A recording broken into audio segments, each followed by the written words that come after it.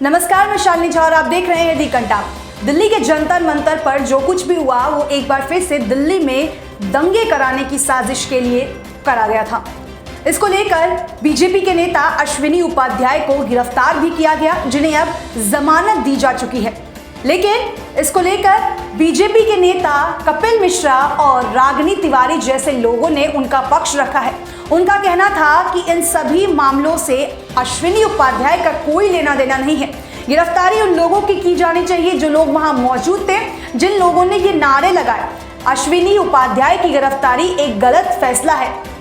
ये वही कपिल मिश्रा और रागिनी तिवारी हैं जो कभी सीए एनआरसी के वक्त दिल्ली में दंगे भड़काने का खूब काम कर रहे थे।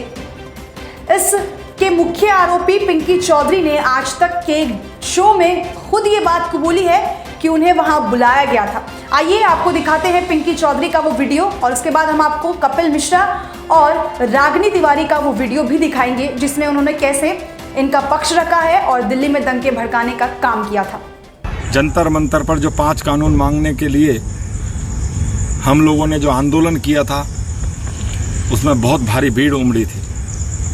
हम लोगों के बुलाने से वहाँ सभी नौजवान आए थे। जितने भी लोग आए थे वो हम लोगों के माध्यम से आए थे।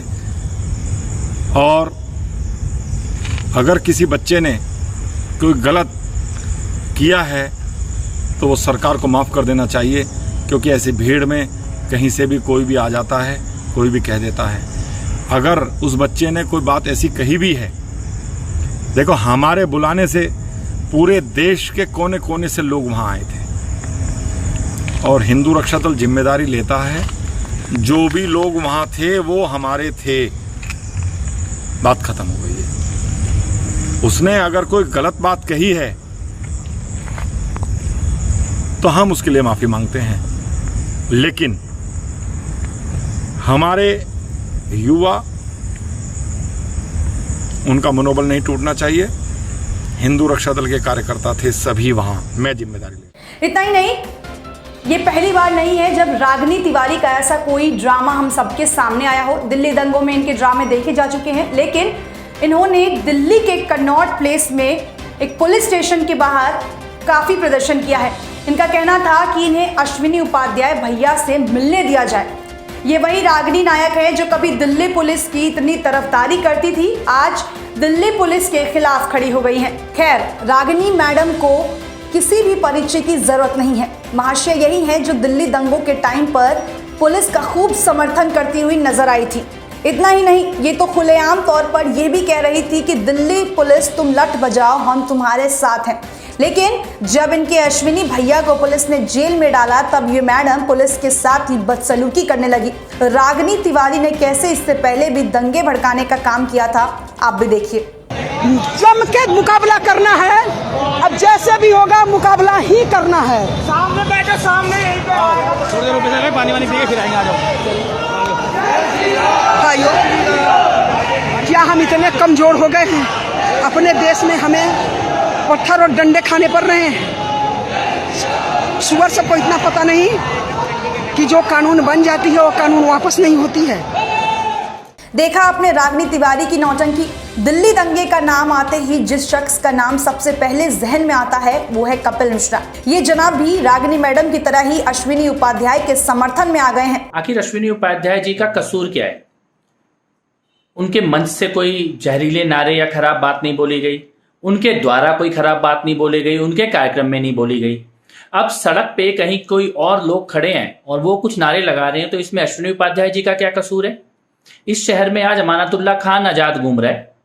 इस शहर को बंद करके जो लोग बॉर्डर पे पड़े हुए हैं वो सारे आजाद घूम रहे हैं। लाल किले पे पुलिस वालों को मारने वाले आजाद घूम रहे हैं और अश्विनी उपाध्याय गिरफ्तार है। इसका औचित्य क्या है और मुद्दा किसको बनाया जा रहा है? एक तरफ वहां यति नरसिंहानंद जी के आश्रम में चाकुओं से हमला हुआ है एक स्वामी जी पर जो इसी कार्यक्रम में आए थे। उनकी हत्या करने की खुलेआम कोशिश की गई है, काटे गए हैं, उनके हाथ पैर चाकुओं से गोद दिया गया है, वो मुद्दा नहीं है। लेकिन जंतर मंतर पर किसी ने क्या बोला, कहां खड़े होकर कौन बोला, यह मुद्दा है। मुझे लगता है कि जिन लोगों ने भड़काऊ नारे लगाए हैं उनके खिलाफ कानून के आधार पर कार्रवाई होनी चाहिए, लेकिन अश्विनी उपाध्याय जो बातें कर रहे हैं संविधान के बारे में, भारत के कानून के बारे में वो गंभीर बातें हैं, उन पर चर्चा होनी चाहिए। इस प्रकार से उनको टारगेट नहीं किया जाना चाहिए, उनको विलन बनाने की कोशिश की जा रही है। वो एक सार्थक बहस भारत के संविधान और कानून के बारे में सही मुद्दे उठा रहे हैं, उनके मुद्दों को सुनना आवश्यक है, सुनना जरूरी है। उनको अपराधी बनाने की कोशिश करना, उनके ऊपर निशाना लगाना, ये जो कम्युनिस्टों की, जिहादियों की, लेफ्टिस्टों की साजिश है, ये साजिश तो नहीं चलनी चाहिए।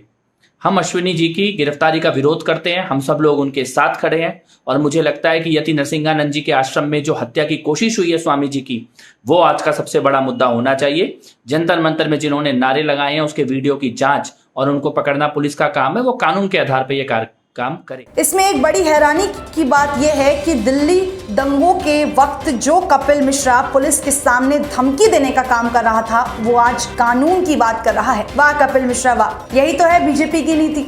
ऐसी खबरों के लिए देखते रहें दी कंटाप और हमारे चैनल दी कंटाप को लाइक, शेयर और सब्सक्राइब करना बिल्कुल ना भूलें।